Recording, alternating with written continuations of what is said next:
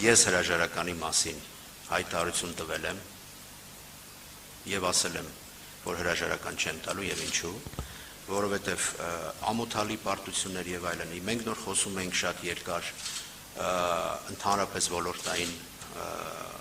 նաեւ հաջողությունների մասին, նաեւ անհաջողությունների մասին եւ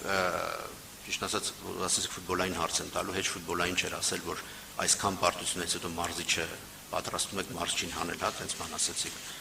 մարզիչը նոր է եկել, նա 3 մարզում է անցկացրել եւ որից հետո խաղացել է իր առաջին խաղը Վրաստանի հավաքականի,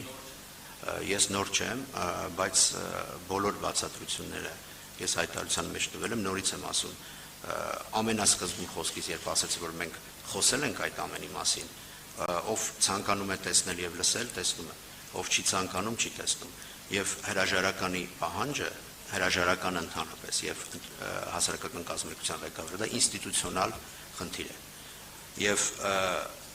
շատ կարեւոր է թե ինչ են կարծում այն ինստիտուցիայի, այն ինստիտուտի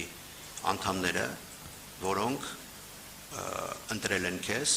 եւ ես ձեզ ասեմ շատ հստակ բացառությամբ 2 ակումբի մեր մնացած բոլոր անդամների հետ մենք բարբերաբար քննարկումներ ենք ունենում եւ բոլորը հասկանում են եւ զարգացման տեմպերը եւ խնդիրները եւ օբյեկտիվ խնդիրները եւ այդ իսկ պատճառով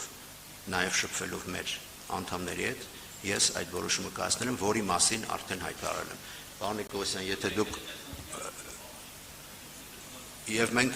եւ մենք լուծում ենք, որովհետեւ այսքան երբ որ ես խոսեցի եւ դուք նորից